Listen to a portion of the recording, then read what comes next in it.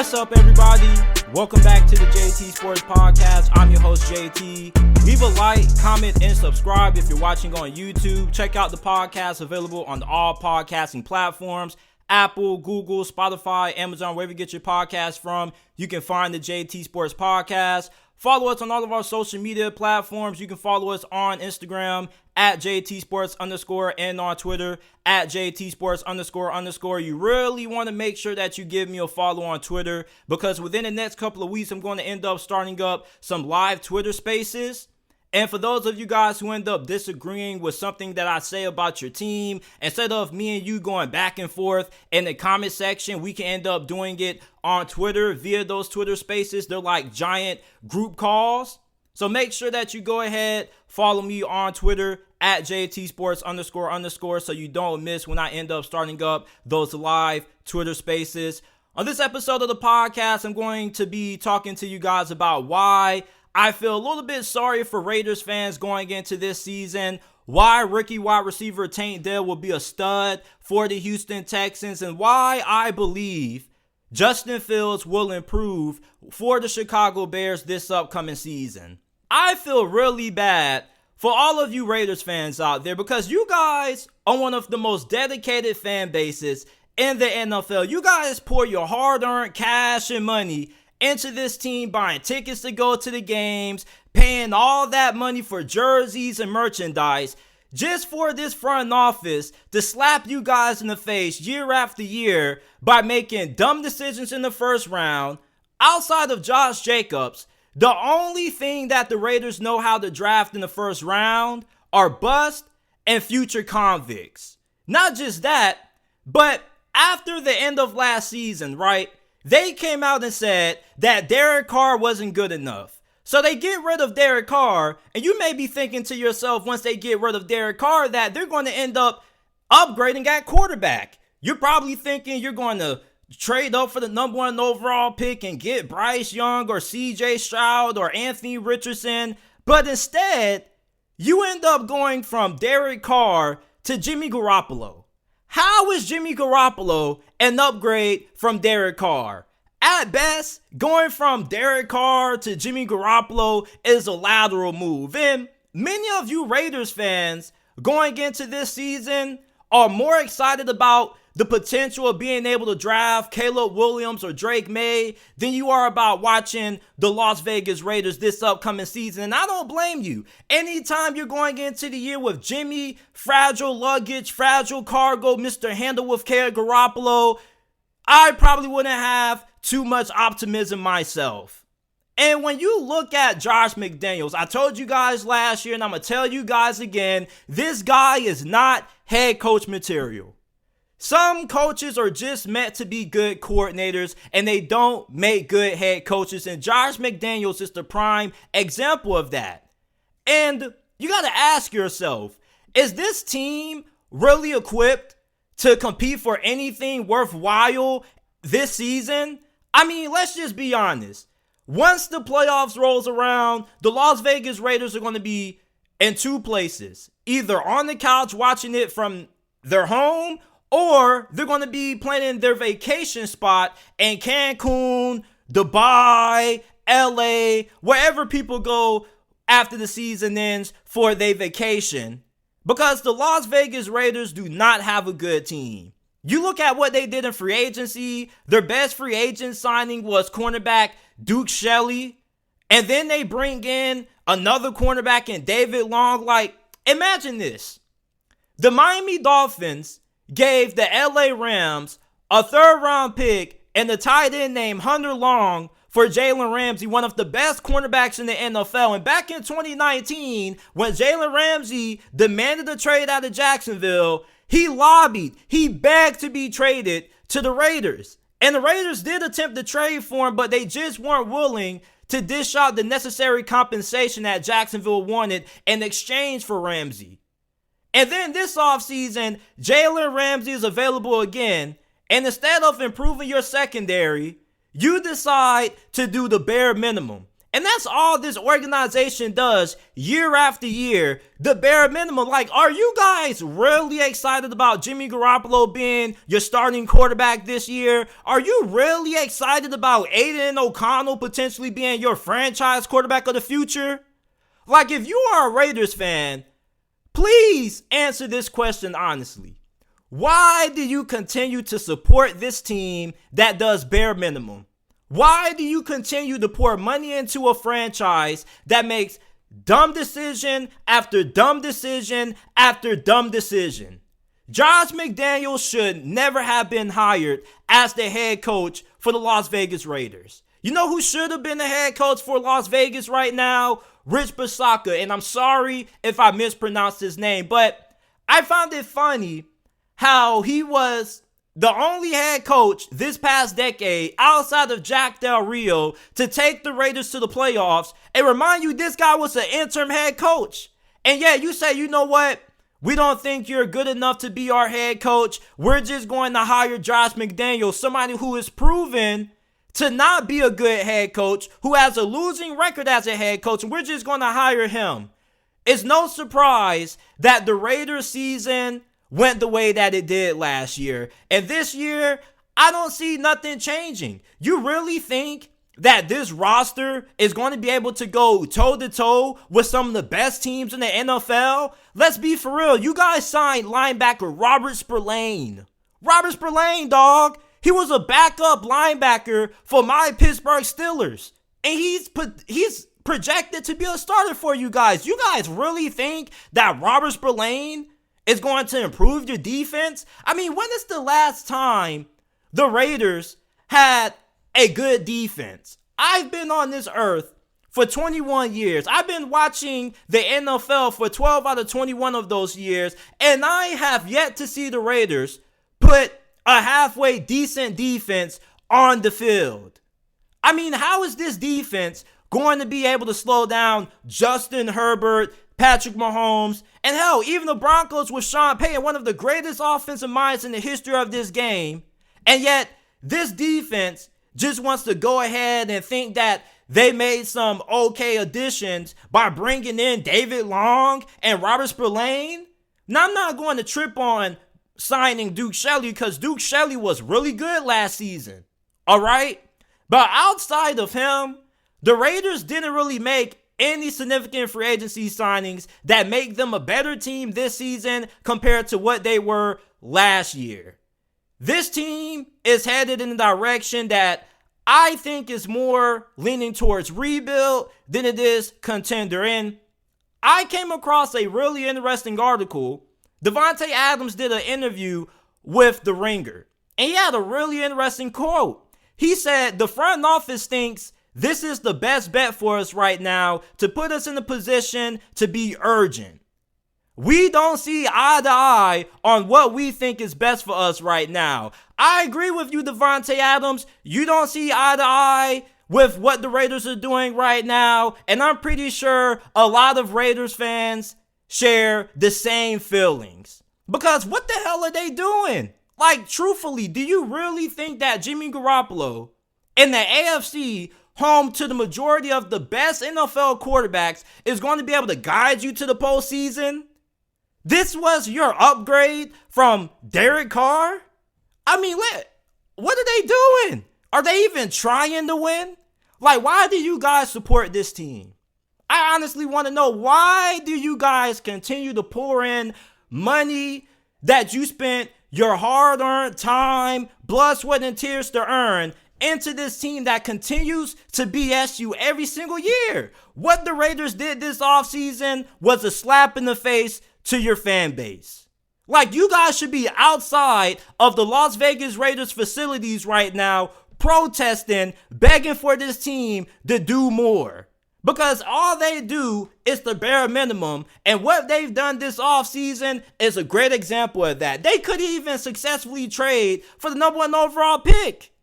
They said that the Chicago Bears were asking for too much for the number 1 overall pick. So what the Bears were asking for was too much for you to go ahead and get your franchise quarterback? You could have had Bryce Young, CJ Stroud, and Anthony Richardson, but instead you say, you know what, we're good with Jimmy Garoppolo, a guy who you don't even know is going to be able to make it a third through the season fully healthy. I mean, what the Raiders are doing right now makes no sense. This team is unequipped to compete in the AFC. Like, why trade for Devontae Adams if you don't plan on building a championship caliber football team? They do know that Devontae Adams is 30 years old, right? If the Raiders aren't trying to win anything, why would you even try to trade for him? So after this season, I'm really interested in seeing what's going to be Devontae Adams' future with the Raiders organization if they don't make it to the playoffs this year. And I promise you, this team won't make it to the playoffs. For all of you Raiders fans that are trying to come in and trying to find a little bit of hope and a little bit of reason to be optimistic about this team, just stop it, because all you're going to do is make yourself sound foolish and you're going to give yourself a headache, because there is nothing to be excited about when it comes to Las Vegas Raiders football. I mean, Josh McDaniels is a crappy coach. Dave Ziegler hasn't proved to be a good general manager. Like, why are y'all trying to get excited about this team? The small percentage of Raiders fans out there who are trying to say, man, we got a chance if everything goes right to win 10, 12 games. No, the hell you don't. The only thing you guys are going to be competing for is the opportunity to get Caleb Williams or Drake May in next year's draft, and maybe who's going to end up being the first to hop on the flight to Cancun, Dubai, Los Angeles, Cuba, wherever people go to vacation after the NFL season is over. I really feel really bad for you Las Vegas Raiders fans out there, because you guys deserve so much better than what you guys are getting right now. I mean, did they even try to improve the offensive line? Honestly, like, this offensive line was crap last year. And instead, they continued to bring back most of the guys who started last year. They may switch a couple of guys' positions around, but this offensive line is not going to be better than what it was last season. Like, this team is unequipped to compete in the AFC. And not just is this team not equipped to compete in this conference, but they're not even equipped to even be able to win more games than what they did last year. Like, let's be honest. How many games do you think the Las Vegas Raiders are realistically going to win this year? I say at least 5 or 6. I can't see this team winning any more than 6 games. They were lucky to win the amount of games they won last year. You have to thank the New England Patriots for giving you that gimme. I don't know what the hell they had going on at the end of that game, but this team is headed nowhere. And most of the fan base pretty much knows that, but you have a small percent that thinks that the Raiders could shock the world. The Raiders aren't shocking the world. Not with Jimmy Garoppolo, not with Josh McDaniels, and not with what they've done this offseason. If you're a Raiders fan, you should be really disappointed. You should be outside of their offices, outside of their headquarters, protesting, because this team literally just spit in your face. You put all your money into supporting this organization, and they continue to put a BS product, a bare minimum team, every single year. This team is not equipped to compete for a championship. This team is not equipped to even be able to compete for the last remaining spot in the AFC wildcard. Do you think they can get the 7th seed in the AFC this year? I don't think they can. I feel really bad for all of you Raiders fans out there. This team just acts like they don't care. It's been like that for damn near 2 decades. Let's talk about something positive, right? Tank Dell, I think, is going to be a stud for the Houston Texans. This is one of my favorite players in the NFL right now, even though he hasn't taken a single NFL snap. You want to know why? Because he's a Florida boy. And you guys already know what those Florida boys do when they get to the league. They produce. Now, he was drafted in the 3rd round, coming out of the University of Houston, and word on the street is that him and CJ Stroud kind of hit it off at the NFL Combine. So when the NFL draft came around and Houston took CJ Stroud 2nd overall, CJ Stroud made some phone calls and he pulled some strings. He said, hey, man, make sure you get my boy Tank Dell down to Houston. So the 3rd round rolls around and the Texans end up taking my guy Tank Dell. Now, Don't let his size fool you. All right, he's 5'8", 165 pounds, but this guy is a real football player. Tank Dell is him. This guy, in my opinion, was the best route runner coming out of this past year's draft. Did you not see what he was doing at the Senior Bowl? I mean, this dude was getting busy. Nobody could guard this guy in the one-on-one individuals that they were doing at the Senior Bowl. And I know that one-on-ones pretty much favor the wide receivers, the cornerbacks and DBs most of the times to put in unfavorable situations in one-on-one drills. But Tank Dell's route running is something serious. Not just that, but this guy has elite quickness, shiftiness. If he gets the ball into his hands in the open field, you better watch out. And not just that, but he creates insane separation on all three levels. He's really good when it comes to running deep routes downfield. He can run the intermediate, the medium, the short range routes. He can do it all in this offense. You already know that the offensive coordinator that you have is going to be implementing that Kyle Shanahan West Coast style offense. And it's really important when you have an offense like this that's predicated on quick passes, getting the ball out fast, running the football, that you have elite route runners, and that's what Tank Dell is. And some of you guys are going to say, can you just chill out? Can we wait to see this guy play an NFL game? Bruh, you don't need to see a guy play an NFL game to know if he's an elite route runner or not. Have you not seen Tank Dell play? This dude's route running is second to none. You look at what he can do with CJ Stroud in this offense. I wouldn't be surprised if we see Tank Dell have 1,000 yards right out the gate as a rookie if he ends up getting the starting nod in the slot. I think right now, on their current depth chart, Robert Woods is ahead of him, and Robert Woods is getting up there in age. He's slowing down. So hopefully, Robert Woods doesn't take away from Tank Dell's shine, and Tank Dell gets some opportunities to show what he can do. And not just is he a good slot receiver, but he also is an elite punt returner and kick returner. So you're getting somebody who can have a big impact for you this year on the special team side of the football. I'm really excited to see what Tank Dell does his first season for the Houston Texans. Like, my comp for Tank Dell coming out was Wes Welker. And that may be some high praise because Wes Welker is probably the greatest slot receiver to ever play the game of football. But I believe that Tank Dell is that good. And the reason why I'm so confident that this guy's going to work out is because of how good of a route runner he is. When you look at every wide receiver that's been successful in the NFL, you know what they all have in common?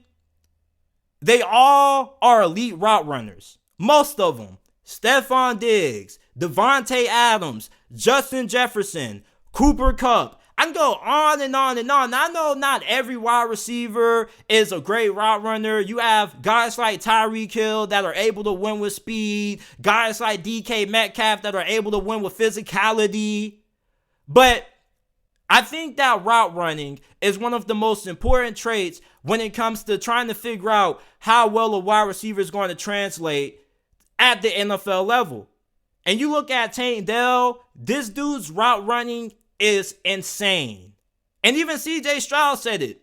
When he was talking about it, he was like, I really like your route run. I love how you run routes. Like, this dude, Tank Dell, is going to do some serious work for the Houston Texans. Now, he may not have a outstanding rookie season. He may not get a lot of opportunities this year because he has Robert Woods in front of him. But I feel within the next 2 to 3 years, Tank Dell is going to be in the conversation for being the best slot receiver in the NFL. Last season at Houston, he had 109 receptions. He had 1,398 receiving yards and 17 total touchdowns. And remind you that this guy is 5'8", 165 pounds. Like, he's like a mixture of Wes Welker and Devontae Smith.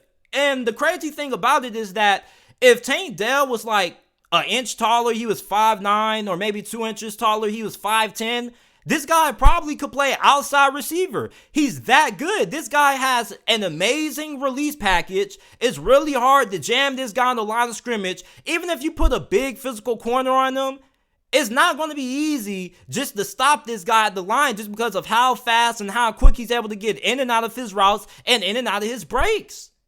as long as he can stay healthy and he can add a little bit more meat on his frame, Tank Dell is going to be a stud for the Houston Texans. Like, I'm really effed up about Tank Dell. I probably got to go ahead and cop me a Tank Dell jersey. Just keeping it 100 with you guys. Like, I love Tank Dell, man. And I may be a little bit biased, just a tad bit biased. But I think that Tank Dell with CJ Stroud is going to be a really good quarterback wide receiver duo for the next years to come. And the Houston Texans overall, I think they're a little bit underrated. This team is not that bad. I think that the Houston Texans, year one under the D'Amico Ryans, possibly could win 7, maybe 8 games. The offensive line, I think, is coming along pretty well. I think with the addition of Tank Dell, you also got Xavier Hutchinson out of Iowa State. This offense should be able to cook. And this defense, we already know that the Texans are going to have an elite defense with D'Amico Ryans being a defensive-minded coach, coupled with the elite young talent that they have on that side of the ball. But I think that Tank Dell, man, this dude is going to be an absolute star for the Houston Texans. And if you are a Texans fan, you should be really excited about what Tank Dell brings to your offense. Elite route running, creates a lot of separation on his routes. He's electric with the ball in his hands, and he can return punts and kickoffs for you. I'm really excited for what Tank Dell is going to bring to the Houston Texans organization for the next years to come. I want to talk about why Justin Fields will improve in 2023. Now, you guys already know that Justin Fields is one of my favorite players in the league. And we don't call him Justin Fields over here. We call him Sir Timothy Fields, because last year Justin Fields was him. Justin Fields should have been a Pro Bowler last year. And I get really irritated when you got all of the Twitter coaches out there and the Twitter GMs out there who say Justin Fields is terrible. He's one of the worst quarterbacks in the NFL. He can't throw. All he knows how to do is run the football. Like, how good was Justin Fields supposed to throw the football last year when he was throwing to Equinemius St. Brown, Dante Pettis, and the can of Pringles? They literally had one of the worst receiving cores in the whole entire NFL last year. They traded for N'Keal Harry, dog. N'Keal Harry and Chase Claypool. And what did any of those guys do? Absolutely nothing. So how was Justin Fields supposed to throw the ball at an efficient level when he's throwing to the worst receiving core in the NFL? His two best receivers in the passing game last year were Darnell Mooney, who got injured and missed the remainder of the season late in the year, and tight end Cole Kmet, who led the Bears in receiving yards last year. You're telling me you were expecting Justin Fields to light it up in the passing numbers, in the passing department, with what he was throwing to last year? I think you're being a little bit unfair. And how many of you guys actually watched the Chicago Bears? Like, be honest, how many of you guys actually watched the Chicago Bears unless you were a Bears fan? You really telling me that on your Sunday afternoons, you took the time to watch the team who had the worst record in the NFL, one of the worst records in the NFL? I'm just asking the question. I'm waiting for you guys to give me an answer. You really telling me, unless you were a Bears fan, that you watched every single game that Justin Fields played, every single snap, despite the fact that the Bears had one of the worst records in the NFL? Now, you may be asking, JT, you're asking us that question, but did you watch every single game that Chicago Bears played? Yes, I did. You want to know why? Because Justin Fields was my starting quarterback on all of my fantasy football squads. Now, it took him a while to get going. He started going crazy. Did you not see the run that he had against the Philadelphia Eagles? He damn near broke his neck. He broke out of a sack, and he was off to the races. Justin Fields, for him to have the season that he had last year, was really impressive, given the fact that he was tied for being the most sacked quarterback in the NFL with Russell Wilson. He got sacked 55 times last season. So he has one of the worst offensive lines in the NFL, one of the worst receiving cores in the NFL, and yet people expected Justin Fields to be lighting the world on fire, throwing the football. How the hell are you supposed to throw the football at a high level if you got a terrible offensive line and a terrible group of wide receivers? Like, Make it make sense to me. That's like trying to say 1 + 1 = 3 when it doesn't. It equals 2.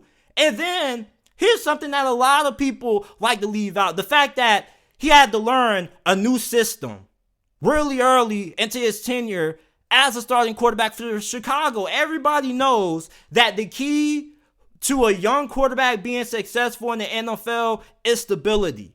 And yet Justin Fields was learning a new system already early into his career. Of course, there were going to be some growing pains. Now, you can say, well, JT, Trevor Lawrence was learning a new system. That's different. He had Doug Peterson, a Super Bowl winning coach, somebody who actually knows what he's doing. And nobody can be any worse than what Urban Meyer was. That's who was coaching Trevor Lawrence his rookie season. So, of course, Trevor Lawrence was going to improve, but most quarterbacks, when they end up having to deal with changes on their coaching staff, such as a new head coach or a new OC, and they have to learn a new system, they oftentimes struggle. Look at Mac Jones. Mac Jones had Matt Patricia as his offensive coordinator. This dude used to be a defensive coordinator. This dude never called plays on offense until last season, and we saw how that went. Look at Marcus Mariota. Do you know how many offensive coordinators that Marcus Mariota went through when he first got drafted by the Tennessee Titans? The dude had a new offensive coordinator damn near every season.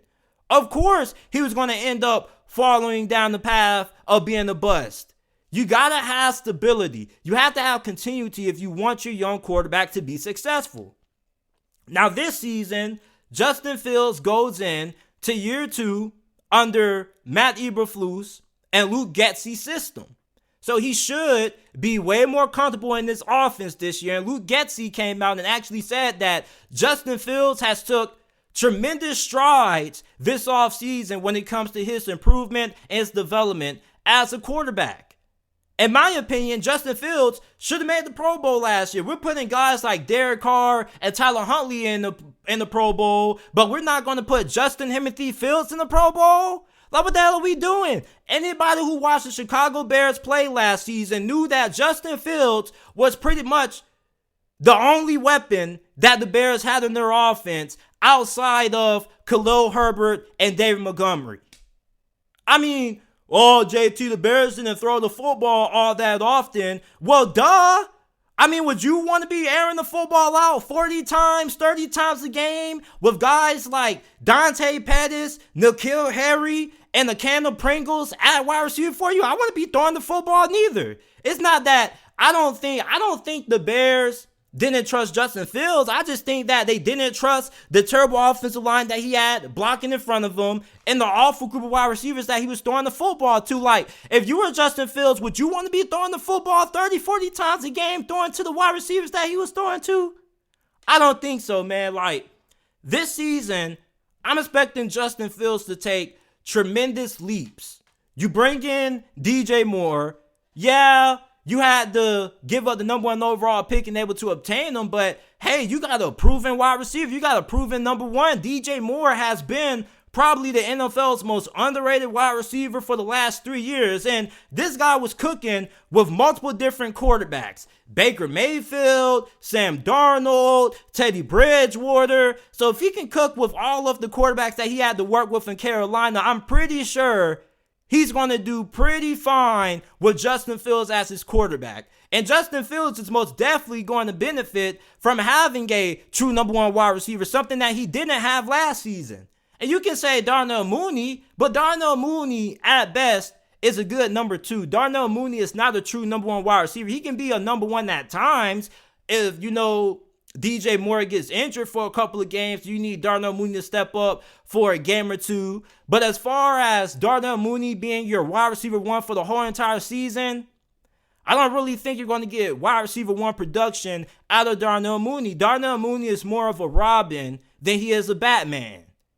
The Batman is DJ Moore. Darnell Mooney is going to be Robin. And then whoever the hell you decide to throw into the slot, whether that be Velus Jones, Chase Claypool, whoever, they're going to benefit from the addition of having DJ Moore because defenses are going to have to key in on him. And now Justin Fields is actually going to have a legitimate wide receiver to throw the football to. Plus, he's going to have Cole Kmet, who had a really good season last year, although it took him until the second half of the season to really get going. I like what the Chicago Bears have for Justin Fields to throw the football to this season. The offensive line, I don't really think it's going to be too great, but it definitely should be better than what it was last year. I don't think you can get any worse than what you had last year. Like, last year was the bottom of the barrel. He got sacked 55 damn times. You bring in Darnell Wright, who is my number one ranked offensive tackle coming out of this past year's draft class from Tennessee. This offensive line for the Chicago Bears, it worries me, but I do have confidence that it's going to be a lot better this season than what it was last year. And Justin Fields, man, don't be surprised if you end up seeing Justin Fields putting up MVP caliber numbers similar to what Jalen Hurts did last season with the Philadelphia Eagles. Now, I don't think he's going to have as good as a season as what Jalen Hurts had in 2022, because Jalen Hurts had one of the best offensive lines in the NFL. He had arguably the best receiver duo in the NFL, Devontae Smith and Buff Batman. And he had an incredible coaching staff. Justin Fields doesn't really have near as much as what Jalen Hurts had to work with. But you look at what he did when he decided to run the football. He had over 1,000 rushing yards and 8 touchdowns. Like, this dude at times was a handful for teams to stop. Like, when Justin Fields got going and he was doing it all, throwing the football and running the football with his dual threat ability, he was a headache for defensive coordinators to stop. Like, ask Dan Campbell how hard it was to game plan for Justin Fields. Justin Fields ran all over the lines one time they played. I mean, the Bears only won 3 games last season. And Justin Fields was a big reason why they won those 3 games. If it wasn't for Justin Fields last season starting at quarterback, the Chicago Bears probably would have went 1-16, maybe 0-17. Justin Fields is going to improve this season. Like, I'm so tired of my guy, Sir Timothy Fields, getting so much hate and not enough people actually trying to take what Justin Fields had to work with into context. The dude was throwing to a man named Byron Pringle. Dante Pettis, like, what the hell has Dante Pettis done in the NFL? N'Keal Harry, this dude is a bust. And this is who Justin Fields was throwing to last season, but yet we want to try to say Justin Fields can't throw. If you're going to judge a quarterback, at least judge them when they have a legitimate supporting cast around them.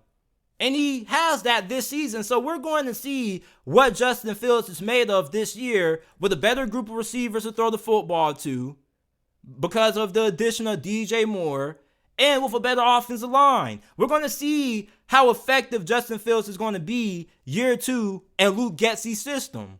I expect Justin Fields to take tremendous steps this season. I really get annoyed when you have all of the Twitter GMs looking and trying to judge Justin Fields based off stats, but yet nobody wants to take into context who the hell he was throwing the football to and how bad his offensive line was. How can any quarterback light it up with what Justin Fields had to work with last year? And I'm not giving you excuses. I'm giving you legitimate reasons, people. Legitimate reasons for why Justin Fields had the season that he had last year. He wasn't even that bad. Like, y'all try to make it seem like the dude was a bum. You try to make it seem like he was Mitch Trubisky or Jamarcus Russell. Put some more respect on Justin Timothy Fields. Watch Justin Timothy Fields light it up this year, and I will be drafting him and starting him once again for a second straight season on all of my fantasy football squads. Justin Fields is a beast, and y'all are about to see it, because I have a hard time believing that the majority of the world that's criticizing Justin Fields watched every single game of Chicago Bears football. The same franchise had the number 1 overall pick last year. They had it for a reason. It wasn't by luck. You just don't suck that bad and get the number 1 pick for no reason without being legitimately terrible. And without Justin Fields, the Bears would have been a lot worse last year. Justin Fields is going to improve this season. Mark my words. And this is something that I'm willing to die on the hill about. I'm willing to put some money on it too. Now, I'm not willing to say Justin Fields is going to have an MVP caliber season or anything like that, but he definitely has the potential to. But I doubt that Justin Fields is going to end up being a bum or having a terrible season this year. I believe that Justin Fields is the answer at quarterback for the Chicago Bears. And I can't wait for this season to start. Like, you guys don't know how upset I get when I see people criticizing Justin Fields and nobody ever seems to talk about what the hell he was throwing to. I never hear anybody on ESPN when they were talking about why the Chicago Bears should think about drafting Bryce Young or CJ Stroud and trading away Justin Fields. I didn't hear anybody talking about him having one of the worst receiving corps in the NFL, him being tied for the most sacked quarterback in the league. Like, it just seems like people just wanted to force out Justin Fields just cause. Like, damn, like, some people didn't even know that Darnell Mooney didn't play the whole season. The dude got injured late into the year. He was throwing to N'Keal Harry, Kendall Pringles, and Dante Pettis. Dante Pettis and N'Keal Harry were two of the wide receivers that Justin Fields was throwing to. Like, I just can't get up. You can't make this up, man. Like, you really can't make this up. Like, people really are just going to leave out that Justin Fields was throwing to one of the worst receiving corps in the NFL and played behind one of the worst offensive lines in the NFL, and yet people expected this dude to light it up? This is it for this episode of the JT Sports Podcast. If you enjoyed this episode, leave a like, subscribe to the channel, comment if you're watching on YouTube, rate us 5 stars. If you like this episode, share it on all of your social media pages with your friends, family members, and acquaintances. And I'll see you guys shortly with another episode of the JT Sports Podcast.